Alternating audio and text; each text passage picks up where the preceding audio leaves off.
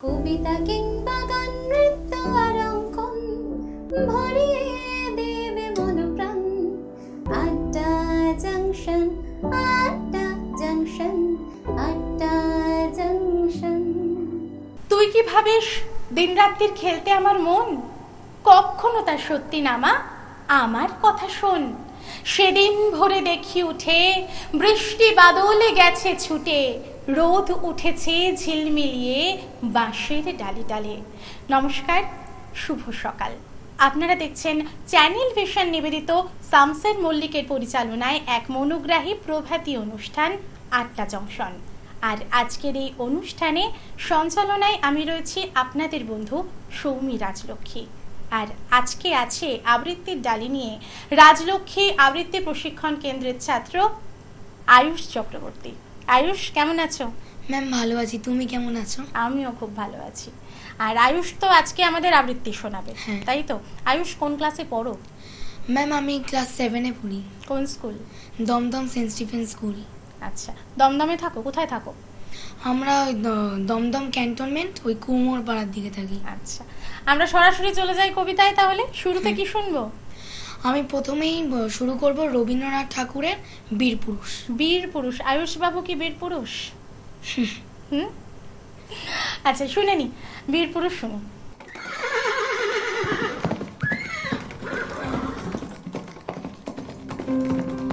মনে করো যেন বিদেশ ঘুরে মাকে নিয়ে যাচ্ছি অনেক দূরে।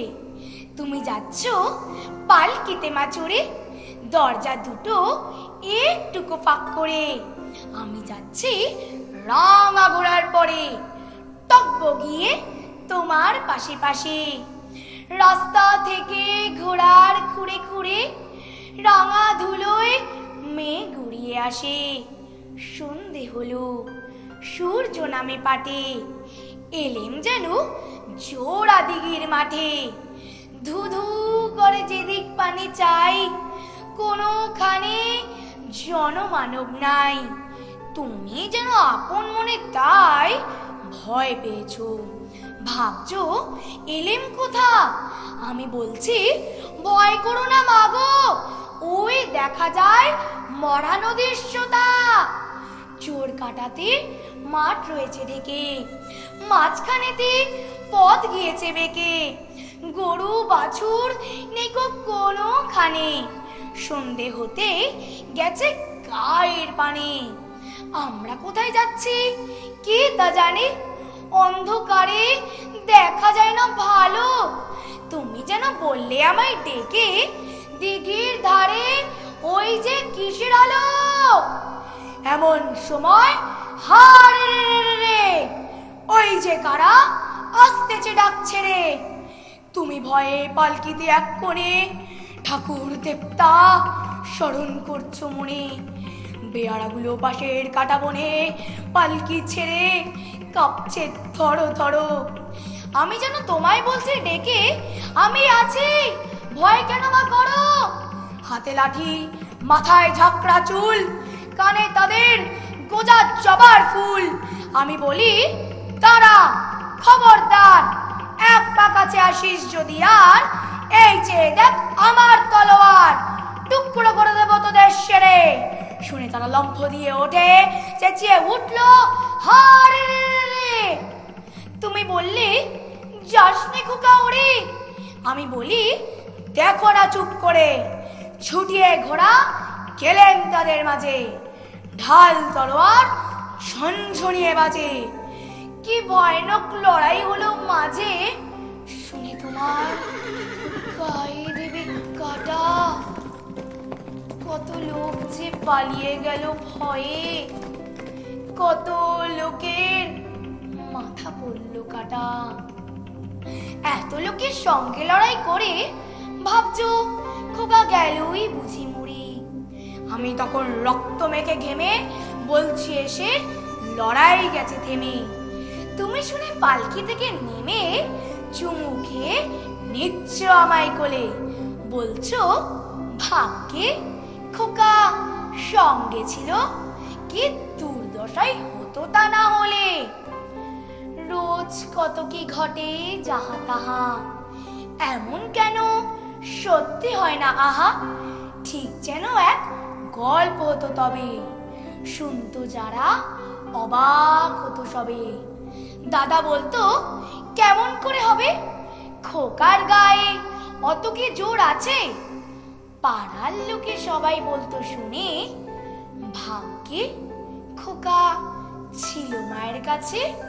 নমস্কার। খুব সুন্দর ছোটবেলার একটা কবিতা, আমরা শুরুতেই পড়ি যেটা বীর পুরুষ, অসাধারণ একটা কবিতা। আর আয়ুষ বাবু খুব সুন্দর বলেছো। Thank you, ma'am. আর আমাদের এর পরবর্তীতে কি শুনবো? আর ম্যাম, সুকান্ত ভট্টাচার্যের লেখা একটি মোরগের কাহিনী। বাহ, অসাধারণ একটা কবিতা, শুনে নি। একটি মোরগ হঠাৎ আশ্রয় পেয়ে গেল বিরাট প্রাসাদের ছোট্ট এক কোণে। ভাঙা প্যাকিং বাক্সের গাদায় আরো 2-3টি মুরগির সঙ্গে। আশ্রয় যদিও মিলল, উপযুক্ত আহার মিলল না। সতীক্ষ্ণ চিৎকারে প্রতিবাদ জানিয়ে গলা ফাটালো সেই মোরগ ভোর থেকে সন্ধে পর্যন্ত। তবুও সহানুভূতি জানালো না সেই বিরাট শক্ত ইমারত। তারপর শুরু হলো তার আস্থা করে আনাগোনা। আশ্চর্য, সেখানে প্রতিদিন মিলতে লাগলো ফেলে দেওয়া ভাত, রুটির চমৎকার প্রচুর খাবার। তারপর এক সময় আস্থা করেও এলো অংশীদার। ময়লা, ছেঁড়া, ন্যাকড়া পড়া 2-3টি মানুষ। কাজেই দুর্বলতর মোরগের খাবার গেল বন্ধ হয়ে। খাবার, খাবার, খানিকটা খাবার। অসহায় মোরগ খাবারের সন্ধানে বারবার চেষ্টা করলো প্রাসাদে ঢুকতে। প্রত্যেকবারই তারা খেলো প্রচন্ড। ছোট্ট মোরগ ঘাড় উঁচু করে স্বপ্ন দেখে প্রাসাদের ভিতর রাশি রাশি খাবার। তারপর সত্যি সে একদিন ঢুকতে পেল। একেবারে সোজা চলে গেল ধবধবে সাদা দামি কাপড়ে ঢাকা খাবার টেবিলে। অবশ্য খাবার খেতে নয়, খাবার হিসেবে। নমস্কার। সুন্দর একটা কবিতা শুনলাম আমরা। আর আয়ুষ, বাড়িতে কি করো?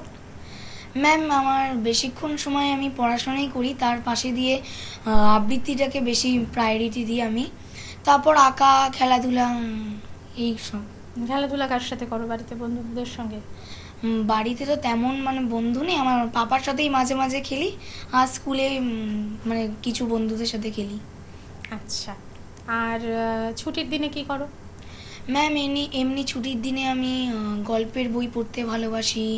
তারপর ফ্রি টাইম পেলে আমি আবৃত্তিও করি।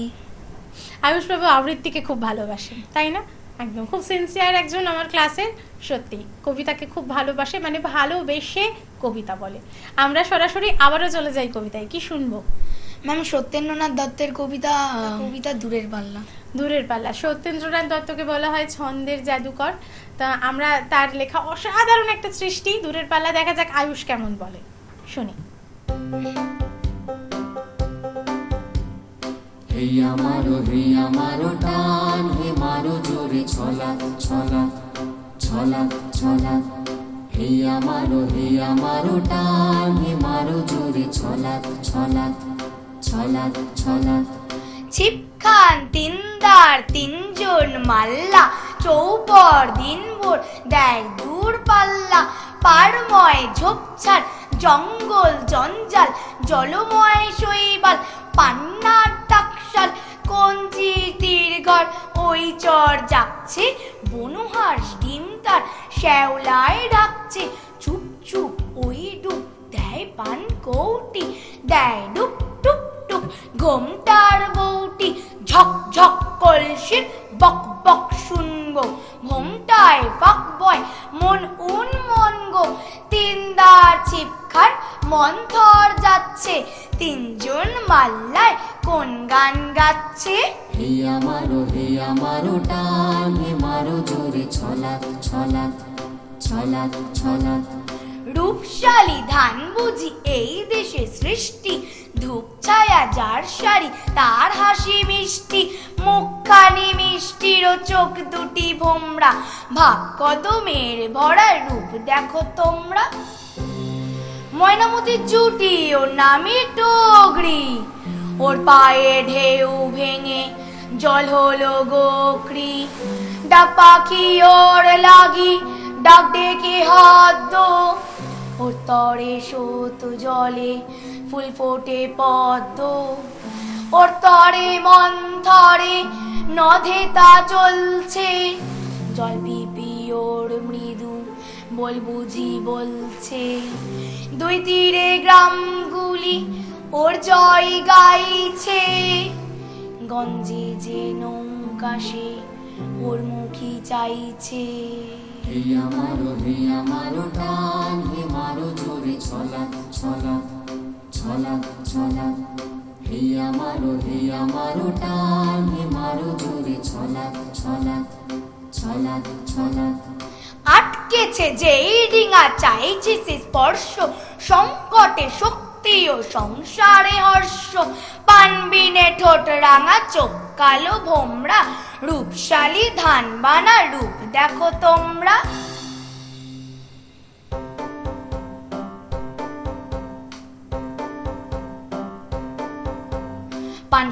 পান সুপারি এইখানেতে সংখ্যা ভারী, পাঁচ পিড়ি সিন্নি নেমে চললে টেনে বইটা এনে, বাক্স মুখে সামনে ঝুঁকে বাই বাঁচিয়ে ডাইনে রুকে, বুকে টানো বইটা হানো, সাত সাতেরও কোপানো, হাড় বেরুনো খেজুর গুলো, ডাইনি যেন চামড় ঝুলো, নাচতে ছিল সন্ধ্যা গমে, লোক দেখে কি থমকে গেল। জমজমাটি জাকিয়ে ক্রমে রাত্রি এলো, ঝাপসা আলোয় চড়ে বৃতে ফিরছে কারা মাছের পাছে, পীর বদরে কুদ্রটিতে নৌকা বাঁধাই জল গাছে।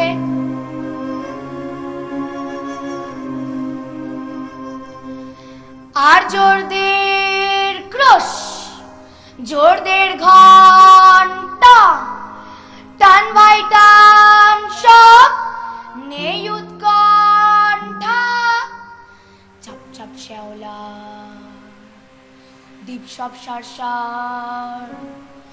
বৈঠার ঘাইসে, দ্বীপ সব নড়ছে ভিল ভিল হাসতায়, জল গায়ে চড়ছে।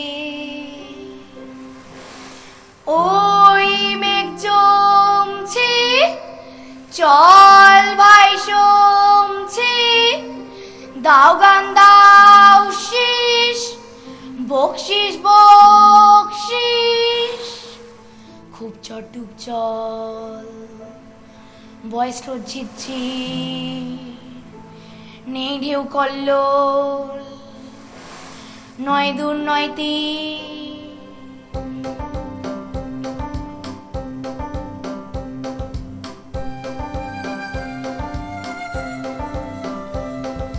নেই সংখ্যা চল সব ফুর্তি, বকশিস টঙ্কা বকশিস ফুর্তি, নেই সংখ্যা চল সব ফুর্তি, বকশিস টঙ্কা বকশিস ফুর্তি। বাহ, খুব সুন্দর, খুব মিষ্টি একটা কবিতা। আর আয়ুষ বলেছে ভীষণ সুন্দর। সত্যেন্দ্রনাথ দত্তের লেখা দূরের পাল্লা অসাধারণ একটা সৃষ্টি, কি সুন্দর তার ছন্দের চলন, অসাধারণ, খুব সুন্দর। আয়ুষ বাবু কবিতা শুনিয়েছো স্কুলে? ম্যামদের কি বলেছে ম্যামরা? ম্যামরা বলছে আমি ভালোই করি, মানে এর থেকে আরো ভালো করতে হবে। একদম সত্যি কথা, এর থেকে আরো ভালো করতে হবে, অনেক বড় হও। আর পাড়াতে অনুষ্ঠান করেছো কোথাও? হ্যাঁ ম্যাম করেছো। কি বলেছে সবাই শুনে? সবাই আমাকে বেশ ভালোই বলেছে, মানে আরো ভালো করে করতে হবে। খুব ভালো। আমাদের সময় হয়ে গেছে একটা ছোট্ট বিরতির পর আমরা আবার ফিরে আসছি। নাচ, গান অথবা আবৃত্তি সবার সামনে তুলে ধরতে চান আপনার প্রতিভা? তাহলে আর দেরি কেন, যোগাযোগ করুন আমাদের সাথে। আমরা তুলে ধরব আপনার সৃষ্টি, আপনার প্রতিভা।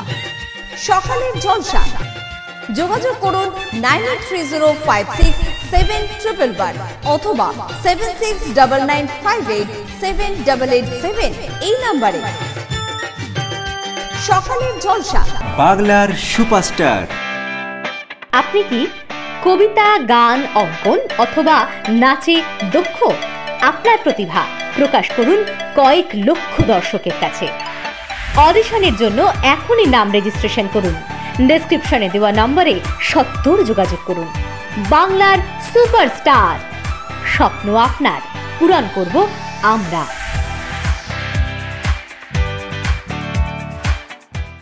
কবিতা কিংবা গান, নৃত্য আর অঙ্কন ভরিয়ে দেবে মন প্রাণ। আড্ডা জাংশন, আড্ডা জাংশন, আড্ডা জাংশন। আমরা কথা দিয়েছিলাম যে একটা ছোট্ট বিরতির পর ফিরে আসব, আমরা কিন্তু কথায় রেখেছি। আপনারা দেখছেন চ্যানেল ভিশন নিবেদিত শামসের মল্লিকের পরিচালনায় এক মনোগ্রাহী প্রভাতী অনুষ্ঠান আড্ডা জংশন। আমি রয়েছি সৌমি রাজলক্ষ্মী আজকের অনুষ্ঠানের সঞ্চালনায়, আর আমার সঙ্গে রয়েছে রাজলক্ষ্মী আবৃত্তি প্রশিক্ষণ কেন্দ্রের ছাত্র আয়ুষ চক্রবর্তী। আর কি শুনবো ম্যাম? এবার আমি একটা মজার কবিতা বলবো। নমস্কার, আমার নিবেদন কবি অপূর্ব দত্তের লেখা কবিতা আমার কি দোষ। ক লিখতে কলম ভাঙিস, খ লিখতে খরম, 4 বছর এক ক্লাসে শুনলে মেজাজ গরম। সারা দুপুর করিসটা কি, ঘুম নেই তোর চোখে? এত বকি তবু কি তোর মাথায় কিছু ঢোকে? এই শুনে রাখ, লাস্ট ওয়ার্নিং, সময় দিলাম 6 মাস, এর মধ্যে শিখতে হবে সন্ধি এবং সমাস। 6 মাস শুনেই আনন্দতে দুহাত তুলে নাচছো, এরপরে তো ঘুম ছোটাবে, কারক বচন বাচ্চ। বাংলা গ্রামার মানেই হলো মাথার ওপর খাড়া, নত্ব সত্য লিঙ্গ পুরুষ বিভক্তি বাঘ ধারা। পুজোর ছুটি 2 মাস যেন নষ্ট না হয় হেলায়, ভুলেও যেন না দেখি ফের মন দিয়েছিস খেলায়। ব্যাপারটা কি, ঠায় দাঁড়িয়ে দেখছিস কি শুনি? ছুটতে গিয়ে ব্যাকরণটা ন্যায় তো এক্ষুনি পাচ্ছিস না? দেখ, খুঁজে দেখ, এইটুকুন তো বাড়ি। বল দেখি তোর কবে থেকে বইয়ের সঙ্গে আরি? মিথ্যে মিথ্যে বকছো আমায়, ভাবছো আমি বোকা। আমার কি দোষ, বই তো কবেই কেটেছে ওই পোকা। নমস্কার। মজার কবিতাটা অসাধারণ, অপূর্ব দত্তের লেখা, ভীষণ সুন্দর। আমার কি দোষ, আলটিমেটলি কার দোষ তাহলে? ভীষণ মজার একটা কবিতা শুনলাম, আয়ুষ বলেছো খুব সুন্দর করে, খুব সুন্দর। আয়ুষ, আর কি কবিতা শুনবো আমরা? ম্যাম, জীবনানন্দ দাশের লেখা শিকার। জীবনানন্দ দাশের লেখা অসাধারণ একটা কবিতা, প্রকৃতির কবি বলা হয় জীবনানন্দ দাশকে। আমরা শুনবো এখন তার কবিতা, শুনি। ভোর, আকাশের রং ঘাস ফড়িংয়ের দেহের মতো কোমল নীল, চারিদিকে পেয়ারা ও নোনার গাছ টিয়ার পালকের মতো সবুজ। একটি তারা এখনো আকাশে রয়েছে, পাড়াগার বাসর ঘরে সবচেয়ে গোধূলি মোদির মেটির মতো। কিংবা মিশরের মানুষই তার বুকের থেকে যে মুক্তা আমার নীল মদের গেলাসে রেখেছিল হাজার হাজার বছর আগে এক রাতে, তেমন একটি তারা আকাশে জ্বলছে এখনো। হিমের রাতে শরীর রাখবার জন্য দেশওয়ালিরা সারা রাত মাঠে আগুন জ্বেলেছে, মোরগ ফুলের মতো লাল আগুন। শুকনো অশুদ্ধ পাতা দুমড়ে এখনো জ্বলছে তাদের। সূর্যের আলোয় তার রং কুমকুমের মতো নেই আর, হয়ে গেছে রোগা শালিকের হৃদয়ের বিবর্ণ ইচ্ছার মতো। সকালের টলমল শিশিরের চারিদিকের বন ও আকাশ ময়ূরের সবুজ নীল ডানার মতো ঝিলমিল করছে। ভোর, সারা রাত চিতাবাঘিনীর হাত থেকে নিজেকে বাঁচিয়ে বাঁচিয়ে নক্ষত্রহীন মেহগুনির মতো অন্ধকারে সুন্দরের বন থেকে অর্জুনের বনে ঘুরে ঘুরে সুন্দর বাদামি হরিণ এই ভোরের জন্য অপেক্ষা করছিল।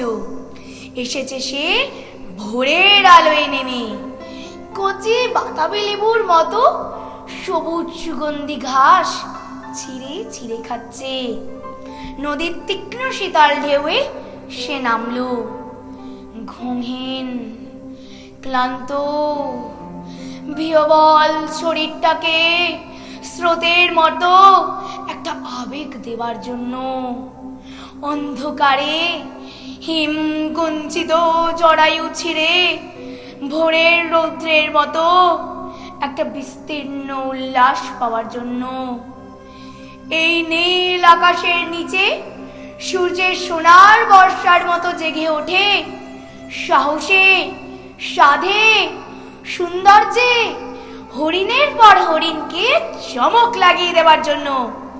একটা অদ্ভুত শব্দ, নদীর জল মচকা ফুলের মতো লাল। আগুন জ্বলল আবার, উষ্ণ লাল হরিণের মাংস তৈরি হয়ে এলো। নক্ষত্রের নিচে ঘাসের বিছানায় বসে অনেক পুরনো শিশির ভেজা গল্প, সিগারেটের ধোয়া, টেরি কাটা কয়েকটা মানুষের মাথা, এলোমেলো কয়েকটা বন্দুক, হিম, নিস্পন্দন, নিরপরাধ, ঘুম। নমস্কার। অসাধারণ। জীবনানন্দ দাশের একটা অসাধারণ সৃষ্টির শিকার। আমি জানি না ও এই বয়সে কতটা কি বুঝেছে, কিন্তু অসাধারণ বলেছে কবিতাটা। অনেক বড় হবে আশা রাখি, জীবনে অনেক বড় হোক, কবিতা নিয়ে এগিয়ে চলুক। আর কি শুনবো? নমস্কার, আমার নিবেদন কবি বিমল চন্দ্র ঘোষের লেখা কবিতা নীল সাগরের পাখি।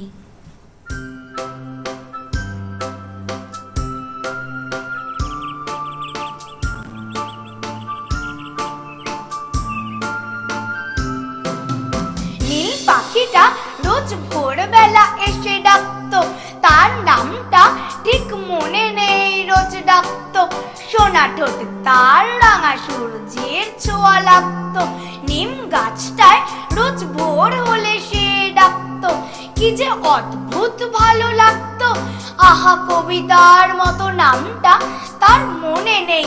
কাঁচা সোনা রং কুড়ি ফুটতো চাপা বনে, সেই ভোরে ব্যঙ্গমা এসে ডাকতো। ঘুম ভাঙলেই মন পাখিটার ছবি আঁকতো। নীল মখমলে রাঙা টিপ আঁকা তার পাখাতে, মৃদু সমীরণ এসে দোলা দিত তরু শাখাতে। পাখি ডাকতো, পাখি ডাকতো, পাখি ডাকতো।